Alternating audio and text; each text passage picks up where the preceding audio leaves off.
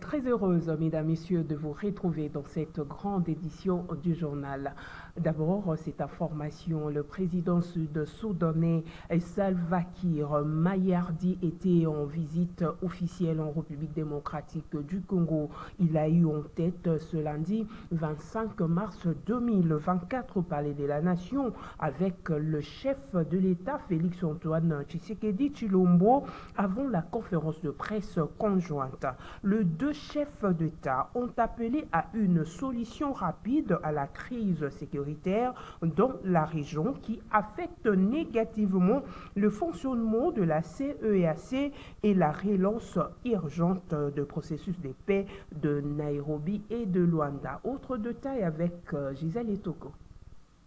Après une séance de travail commun de quelques heures en compagnie de leurs collaborateurs respectifs sur l'état de la paix et la sécurité au sein de la CEEAC, le président de la RDC Félix-Antoine Tshisekedi et celui du Soudan du Sud Salva Kiir ont tenu une conférence de presse. Les deux chefs de l'État ont appelé à une solution rapide à la crise sécuritaire dans la région qui affecte négativement le fonctionnement de la CEEAC à la relance urgente du processus de paix de Nairobi et de Luanda. Le président Salva Kiir, qui est un des sages de la région, est un partisan acharné de la paix. Il veut, comme nous en République démocratique du Congo, voir la paix s'installer dans la région d'Afrique de l'Est et surtout la stabilité la stabilité pour la région de l'Afrique de l'Est de la République démocratique du Congo, pardon. Et donc, il ne ménagera aucun effort, comme il l'a dit, pour y contribuer. Après l'étape de Kinshasa, il se rendra à Luanda pour rencontrer le président João Lourenço, qui, comme vous le savez aussi, est à l'initiative aussi au nom de l'Union africaine d'une démarche qui tend vers la fin de la crise à l'est de la République démocratique du Congo. Et pour cela, donc, ils vont discuter du modus operandi, parce qu'il ne faut pas qu'il y ait multitude d'initiatives au risque évidemment de disperser les efforts. C'est pour ça qu'il va rencontrer son homologue angolais et dans les jours qui viennent, nous en saurons davantage sur ce qui en sortira, évidemment, ce qui sortira de leur réflexion, de leur entretien. Suivez le... Et puis le président, plutôt le chef de l'État, Félix-Antoine Tshisekedi Tshilombo, s'est montré peu favorable au sujet du plaidoyer pour l'érection de murs le long de frontières avec le Rwanda. Pour lui, l'agression rwandaise est une situation entretenue par un régime sanguinaire qui ne restera pas éternel. Suivez le président de la République qui répondait à une question d'un journaliste lors du point de presse conjointe avec le président soudanais. Vous devez savoir que nous avons des milliers de kilomètres de frontières avec nos voisins. La République démocratique du Congo a 9 voisins. Si nous devrions fermer, en fait, construire des murs tout le long du périmètre qui trace la République démocratique du Congo, je crois que nous regretterons d'avoir mis autant d'argent dans cette initiative plutôt que de l'affecter ailleurs. Et Dieu sait combien la République du Congo a besoin de ressources pour son développement. Je ne crois pas qu'il serve à quelque chose de construire des murs, parce que prenons le cas de la crise avec le Rwanda, ça n'a rien à voir avec les peuples. Le peuple rwandais ne vient pas envahir la République démocratique du Congo. C'est un régime dirigé par un individu qui est devenu friand de ce genre de crime, et c'est ce régime qui attaque et agresse la République démocratique du Congo. Les peuples des deux pays n'ont aucun problème l'un et l'autre. C'est un problème de régime, et le régime, comme vous le savez, il n'est pas éternel. Un jour, tout cela s'arrêtera d'une manière ou d'une autre, et nous retrouverons, je crois, le bonheur de vivre ensemble en tant que voisins. Et c'est ça mon vœu. Pour le moment, il y a un perturbateur, un empêcheur de tourner en rond, mais il n'est pas éternel. Son tour viendra un jour de cesser de jouer comme ça avec la vie des gens. Dans un autre chapitre, sachez que les forces armées de la République démocratique du Congo annoncent la reconquête de localités et Café Mboji et environ situées sur les littorales du fleuve du lac Albert, plutôt en territoire de Djongo, ce lundi 25 mars 2024. Autre détail avec notre correspondant Joël Kemabou. Les opérations qui sont lancées, et ces opérations sont en cours, dénommées Tolérance zéro au bord du lac Albert. Et les hommes du lieutenant-général Luboya Nkasha-Madjoni se sont déployés, ont mené les opérations. À ce jour, à l'issue de ces opérations, nous avons l'honneur de vous annoncer que les forces armées désormais contrôlent les localités des cafés Mbongi et ses environs. Donc aujourd'hui, toutes ces localités au bord du lac Albert sont passés sous contrôle des forces armées. Et les deux groupes, Kodeko et Esaïe, sont en débandade. Pour le moment, nous contrôlons et nous pacifions lentement et sûrement toutes les localités qui ont été reprises d'ailleurs par les forces armées. Au nom du gouverneur militaire et commandant des opérations, le lieutenant-général Luboya Nkasha-Madjoni, la population est appelée à faire confiance à son armée, à faire confiance à la police, car aucun groupe armé ou une milice à connotation communautaire peut prétendre protéger une entité quelconque. Leur présence, ça va toujours le mettre en danger. Et c'est comme ça que la population est appelée à se désolidariser de tous ces miliciens, quelle que soit leur identité. Et aux forces armées de la République démocratique du Congo, ici en Ituri, nous encourageons tous les éléments de forces armées engagés dans ces opérations à poursuivre l'ennemi, à les traquer et à le mettre hors d'état de nuire. Il n'y aura pas un seul moment de break pour ne pas les attaquer. Donc nous allons le poursuivre jusqu'à leur dernier retranchement, et ils sont appelés à déposer les armes et à rentrer dans le processus, parce que nous avons déclenché des mécanismes où seuls ceux-là qui sont épris d'épée, ils sortiront vivants. Le reste, seul Dieu le sait. Et en réaction à ces dénonciations et désapprobations de manœuvres du Rwanda contre la mission de la SADC en République démocratique du Congo par le chef d'État de la SADC, le président du parti politique Action pour un Congo uni, Maître Eli Beni Kamalenga, d'indiquer que Kagame est à la croisée de chemin. Il est au micro de Junior Boulafa et Héritier Toubilando. Le fait que les chefs d'État et gouvernement... Paul Kagame est à la croisée de chemin. C'est en ces termes que réagit le président du parti politique Action pour un Congo uni, Maître Eli Beni Kamalenga, face à la décision des chefs d'État de la SADC dénonçant et désapprouvant les manœuvres du président rwandais contre la mission militaire de la SADC en RDC. L'Union africaine désapprouve les manœuvres tendancieuses de M. Kagame. C'est pour dire que il est déjà à la croisée des chemins, parce que tout le monde connaît et comprend les manœuvres dilatoires qui continuent à orchestrer sur notre pays. Parce que son problème, c'est que les choses se prennent en longueur. Là, il continue à piller les ressources. Ça en est trop. Donc, il faut dire que si on en arrive jusque-là aussi, il y a la grande part de l'Union européenne et des États-Unis qui sont les maîtres à penser de cette histoire que nous connaissons, parce que c'est depuis 1994 que Bill Clinton, le chef de l'État américain, a conçu cette histoire créant un génocide au Rwanda pour trouver les prétextes d'entrer au Congo.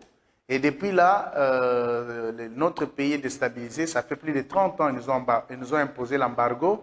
Et ça profite à Kagame qui passe pour le producteur mondial de l'or, du coltan et de tous ces minéraux stratégiques qu'il n'a pas dans son sous-sol. Donc, je salue la perspicacité de notre chef de l'État qui est resté de marbre jusqu'ici par rapport aux conditions qu'il a posées, notamment la libération de notre parti Est, les cantonnements de M23, s'ils sont congolais. Mais ils ne sont pas congolais, c'est les supplétifs de l'armée rwandaise plutôt. Donc, ils doivent quitter notre territoire.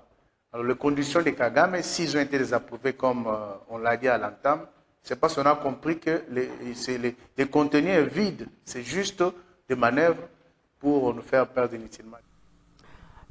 Les différents modes de recrutement de jeunes dans le mouvement terroriste de ZADF-MTM, tel est le thème d'une conférence débat tenue samedi à l'université de Sepromad par l'armée congolaise à l'intention de la classe intellectuelle de Béni au Nord Kivu.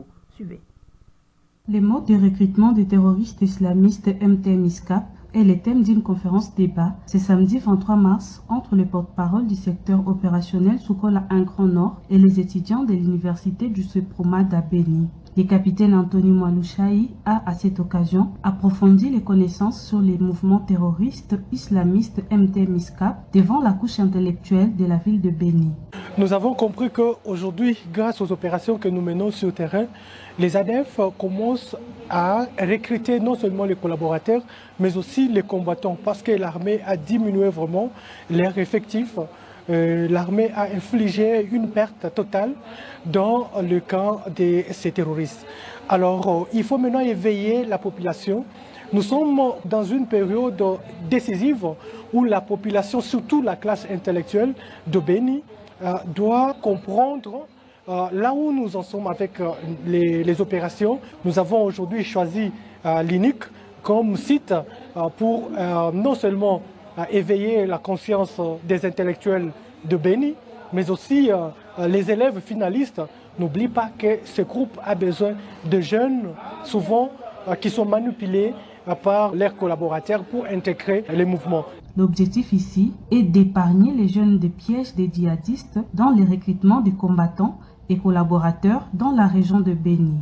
Très ému d'avoir eu de nouvelles connaissances sur ces mouvements qui a endeuillé plusieurs familles dans la région de Béni depuis une dizaine d'années, les participants ont exprimé leur satisfaction. Nous disons vraiment merci avec cette activité.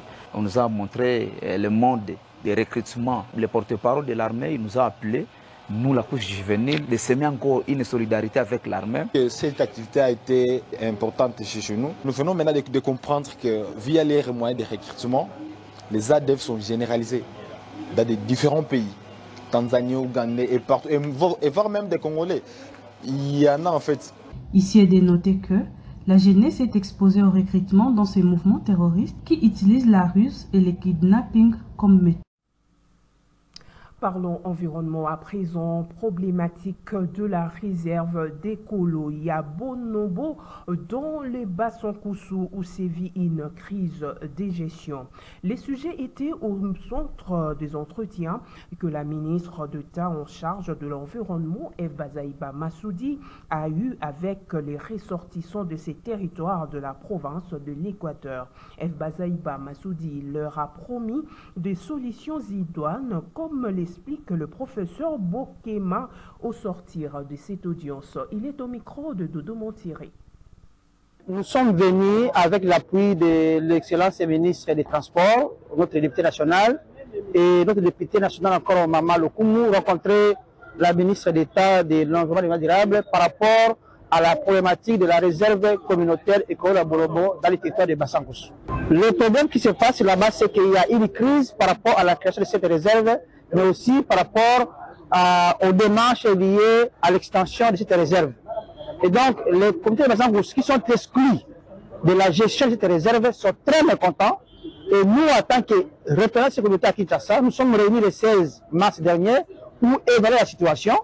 Et par rapport à cela, nous avons constaté que les procédures ayant conduit à la création de la réserve n'ont pas obéi aux lois de la République. Deuxièmement, les méthodes déployées par l'ONG Les Amis de Bonobo sont les méthodes répressives vis-à-vis des communautés locales. Les populations n'ont pas accès à la forêt, ni pour prélever les produits non lignés, ni pour faire la pêche, ni pour toute autre activité. Et nous avons aussi constaté que cette ONG a fait des manœuvres sur le terrain pour étendre les réserves, les limites de ces réserves. Et donc nous disons non à cette procédure. C'est pourquoi nous avons été reçus par Madame la ministre d'État que nous remercions. Elle est attentive à nos problèmes et elle a promis de nous accompagner pour que nous puissions trouver des solutions qui vont dans le sens du bien-être des communautés locales de Bassangos. Et puis sachez également, le président du conseil d'administration de l'EGFREM, Adolphe Amissi Makutano, a présidé 3 jours durant, soit du 19 au 21 mars 2024, la nouvelle session ordinaire de l'EGFREM pour l'année 2024. Les problèmes liés au fonctionnement de cette entreprise de l'État étaient au menu des échanges dont ont pris part les cadres, mandateurs et partenaires des cet office. Le point avec Maxime Macabo. Ils ont tous répondu présents à cette nouvelle session ordinaire pour l'année 2024 du conseil d'administration de l'Office de gestion des frais multimodal EGFREM, tenu 3 jours durant, soit du 19 au 21 mars 2024. Cadres, partenaires et mandataires de cette entreprise de l'État n'ont pas voulu manquer à ces différentes séances de fixation sous la présidence d'Adolphe Amissi Makutano, président du conseil d'administration. Il était question, au cours de la dite session, entre autres, de dresser un état de lieu de la direction générale, l'évaluation des décisions du conseil d'administration, l'évaluation des contrats de mandat spécial, la mise en place de cadres de commandement, les dossiers d'acquisition d'un bâtiment administratif à Kinshasa, l'évaluation de la situation financière de 29 février 2024, mais aussi et surtout la restitution des missions effectuées par le directeur général à Bruxelles, Anvers et Johannesburg. Dans un échange fructueux, président de séance avec Maestra, le président du conseil d'administration Adolphe Amissi Makutano a rencontré sans atermoiement les différentes préoccupations des participants dans différents secteurs en vue d'une solution idoine. C'est dans les soucis de rayonner davantage cette entreprise de l'État en favorisant un climat de paix, sinon de convivialité.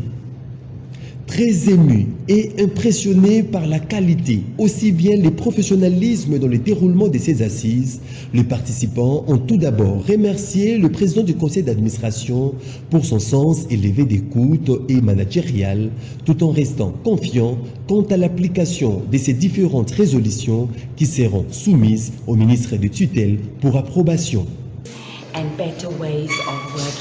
Nous discutons de nos difficultés et des moyens d'améliorer pour promouvoir le commerce, les transactions vers la RDC. C'était de bonnes discussions fructueuses. Je crois que dorénavant, nous pouvons espérer avoir de bénéfices. Le numéro 1 du conseil d'administration de l'EGFREM, Adolphe Amissi Makutano, revient ici sur les principaux axes de cette session ordinaire. Comme vous savez, l'entreprise émettait beaucoup de problèmes à son sein. Il y avait eu beaucoup de matières qu'on devrait traiter et trouver des solutions en tant que cet organe qui décide, qui oriente, qui fait le suivi de toutes les décisions, premièrement, qui sont prises par le conseil d'administration et qui sont exécutées par la direction générale. Et bien sûr, comme vous le savez, tout ce que nous avons traité comme point inscrit à l'ordre du jour, depuis les mardis jusqu'à aujourd'hui, vendredi, vont produire les effets dans les jours qui viennent, parce qu'après la réunion, nous devons transférer des résolutions à l'autorité de tutelle qui est le ministre sectoriel. In fine, ces décisions seront applicables pour tout l'office que nous appelons l'OGFREM aussi. Notez que cette session ordinaire est tenue conformément à l'article 12 du statut de l'OGFREM. Le conseil d'administration est l'organe d'orientation, des contrôles et des décisions.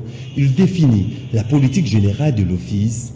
Adolphe Amissi Makutano marque donc de ses traces indélébiles cette entreprise de l'État.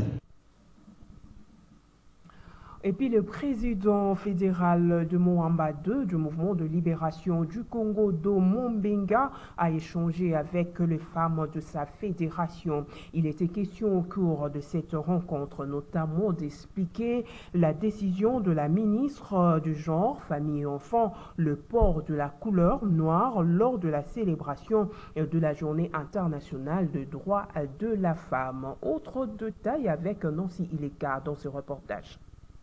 Les activités du mois de mars dédiées à la femme se poursuivent à la Fédération de Moamba II du Mouvement de libération du Congo, MLC. En prélude de la clôture de ce mois de la femme, son président fédéral, Domo Mbenga, s'est entretenu avec les femmes de son entité où d'importantes dispositions ont été prises pour la réussite de l'activité liée à la clôture du mois de la femme prévue pour le 30 mars 2024.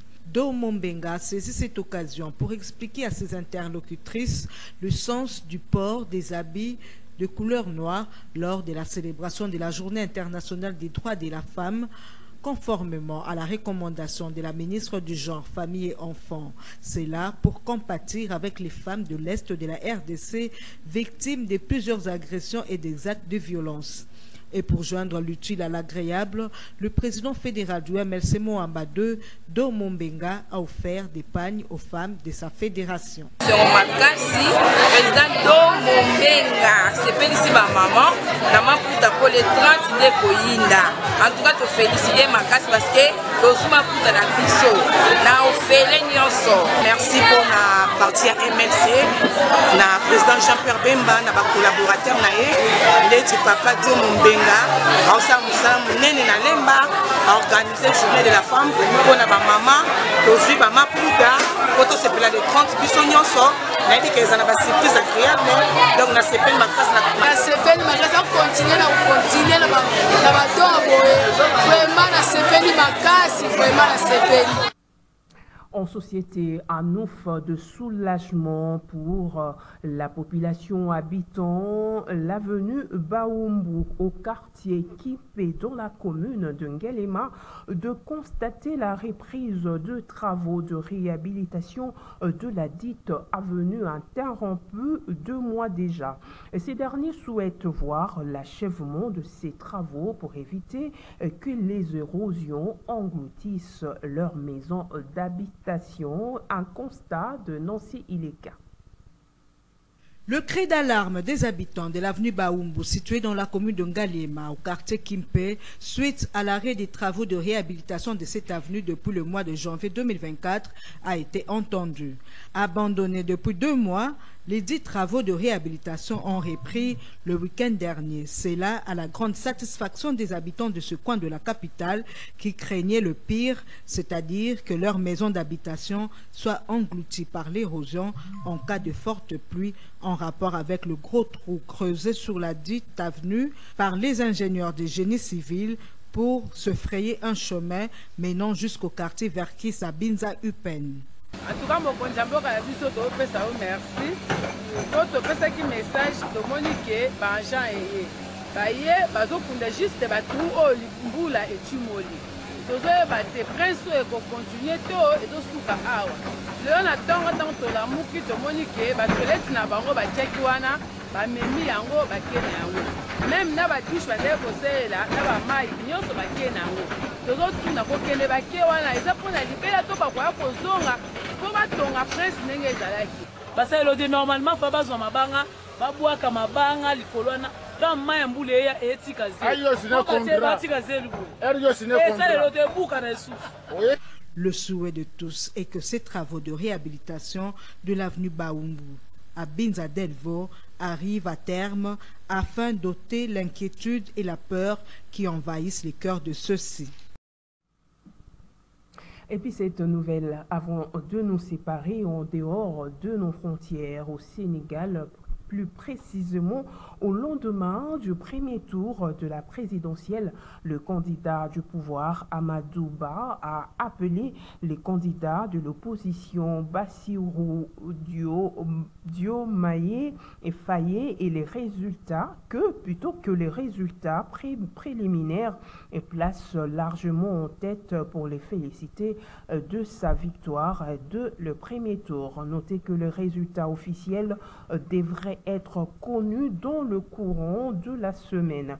La Commission électorale nationale du Sénégal a jusqu'à vendredi pour publier le résultat provisoire avant leur validation par le Conseil constitutionnel.